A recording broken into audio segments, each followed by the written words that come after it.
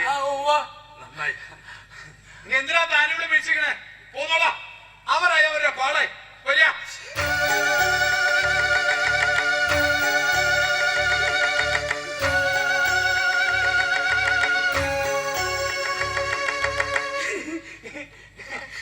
മൂസാമ്പൂരിന്റെ ബുദ്ധിസാമർത്ഥ്യം അസാധ്യം തന്നെയാണ്. വീണ തന്നെ മഹാവിദ്യ. ഏട്ടനല്ലേലും ഏത് കാര്യത്തിലും വലിയ ജ്ഞാനാ. സത്യം പറയാലോ, നിങ്ങളിപ്പോ പറഞ്ഞതിന്റെ ചിരിച്ചതിന്റെ ഒന്നും പൊരുള് എനിക്കിപ്പോഴും മനസ്സിലായിട്ടില്ല. നിക്ക് അത്രയും വിവരങ്ങളൊന്ന് കൂട്ടിയാ മതി. അതന്നെ വിവരം ഇല്ലാന്ന് മനസ്സിലായി. ദുരക്കൊട്ടും കുറവില്ല. 7 വിളിച്ചെടുത്തേക്കൊന്നും വരാൻ പോലും മനസ്സില്ലാത്ത വലിയ ദുരഭിമാനിയല്ലേ. പിന്നെ എന്താ ഇത്ര ഓടിപ്പിടിച്ച് വന്നത്? ഓ, ഞാനാ പറഞ്ഞതിലുള്ള ശുണ്ഠിയല്ലേ രാത്രിക്ക്. സത്യം പറയാലോ, രാത്രി വിളിച്ചപ്പോ ഓടി വരാനിരുന്നതാ ഞാൻ. പക്ഷെ അങ്ങനെ ചെയ്യണത് നല്ല നമ്പൂരാർക്ക് ചേർന്നതല്ല നേട്ടം പറഞ്ഞതുകൊണ്ടാ. അപ്പോഴങ്ങനെ ഒരു ഗൗരവം നടിച്ച്. പിന്നെ ചിന്തിച്ചപ്പോ തോന്നി ഗൗരവത്തെക്കാൾ നല്ലത് സ്നേഹം തന്നെയല്ലേന്ന്. അത് പ്രകടിപ്പിക്കുന്നതിൽ എന്താ തെറ്റെന്ന്. വലിയ സ്നേഹാണോ എനിക്ക് തന്നോട്. അതെത്രയാന്ന് എനിക്ക് ഈശ്വരന്മാർക്കും മാത്രമേ ആവൂ.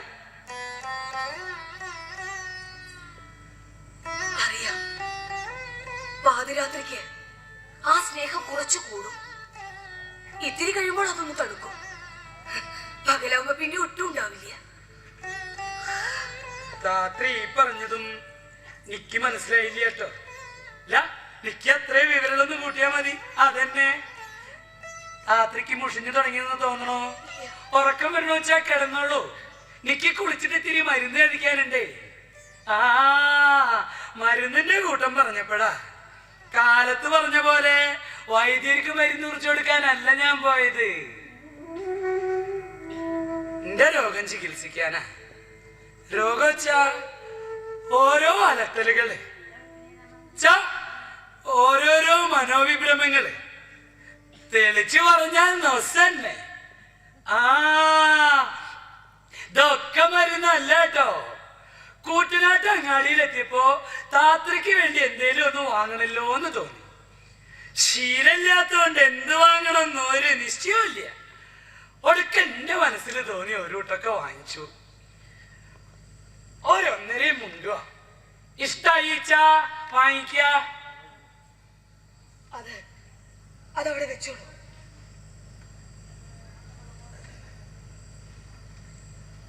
എനിക്കറിയില്ലേ ഈ പെൺകിടാങ്ങളുടെ ഇഷ്ടങ്ങൾ എന്തൊക്കെയാന്ന്.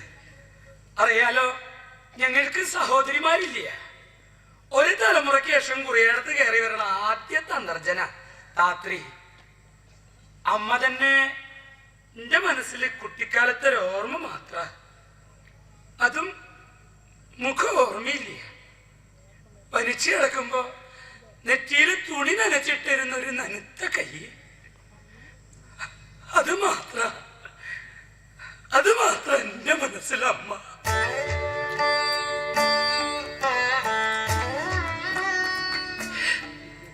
പക്ഷേ ആ ഒരു സ്പർശത്തെ പോലും ഞാൻ അനുഭവിച്ച വാത്സല്യം, കരുതൽ, സാന്ത്വനം, ഇതൊക്കെ ഇന്നും എന്റെ മനസ്സിലുണ്ട്. പിന്നെ ഏത് സ്ത്രീയെ കാണുമ്പോഴും എന്റെ മനസ്സിൽ അമ്മ വന്ന് നനുത്ത കൈ കൊണ്ട് നെറ്റിയിൽ തൊടണ പോലെ തോന്നും. ഓരോരോ മനോവിഭ്രമങ്ങൾ തന്നെ, അല്ലാണ്ട് എന്താ. അത്ര ഒരു മനോവിഭ്രമം കൊണ്ടാവാം മരിച്ചുപോയ എന്റെ അമ്മയോട് തോന്നണ അതേ സ്നേഹം എനിക്കിപ്പോ താത്രിയോട് തോന്നണതും. ആ സ്നേഹം താത്രി നേരത്തെ പറഞ്ഞ പോലെ പാതിരാത്രിക്ക് കൂടിയും കുറച്ചു കഴിയുമ്പം തടുക്കുകയും നേരം ഇവിടുത്തെ ഒട്ടും ഇല്ലാതാവുകയും ചെയ്യണമെന്നാണെന്ന് എനിക്കറിയില്ല കേട്ടോ.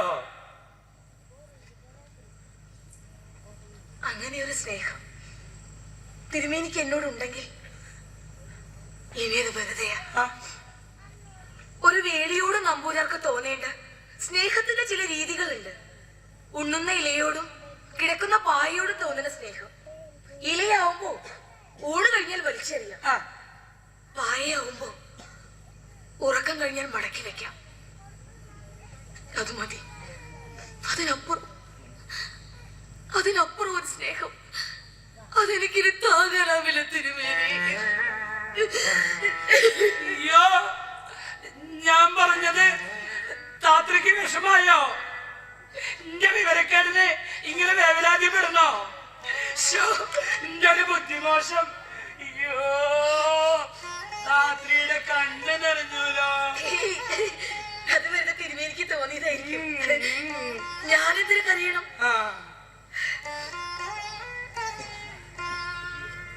ഇതിനേക്കാ വലിയ മനോവ്യഥകളെ ഞാനൊരു ചിരി കൊണ്ട് തോൽപ്പിച്ചിട്ടുണ്ട്. എന്റെ മനസ്സിനൊരു ലക്ഷ്യമുണ്ട്, വെറും ലക്ഷ്യമല്ല, ജീവിതവ്രതം. അത് പൂർത്തിയാകും വരെ ഒരു സങ്കടവും എന്റെ കണ്ണു നനയ്ക്കില്ല.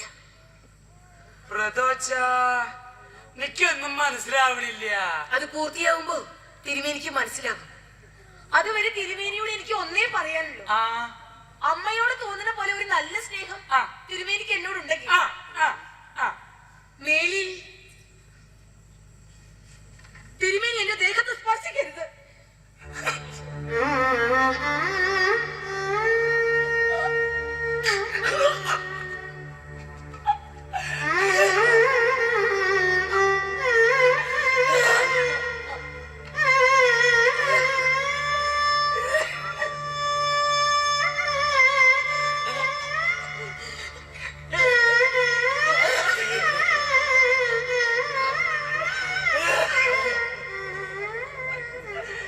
കുഞ്ഞാത്തോലെ, അപ്പുറത്തെ കണ്ടജാത മനക്കിന് ബാല്യക്കാരൻ വന്നിരിക്കുന്നു.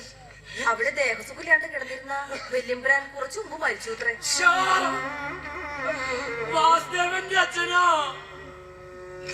ഈശ്വര, ഞാനിന്ന് വാസുദേവനോട് കുറച്ച് മുഷിഞ്ഞ് സംസാരിക്കുകയും ചെയ്തു. ദൈവമേ, എന്തായാലും ഞാൻ അവിടെ പോകും. ഒരാഴ്ച മുൻപല്ലേ മരിച്ചു എന്ന് പറഞ്ഞ അച്ഛൻ നമ്പൂരി മാന്തോട്ടെ 16 വയസ്സുള്ള രുക്മിണിയെ വേലി കഴിച്ചു കൊണ്ടുവന്നത്. നാളെ ചെന്ന താലിമായി ഒരു കണ്ണീർ കാഴ്ച കാണാം. എനിക്കൊന്ന് കാണണം.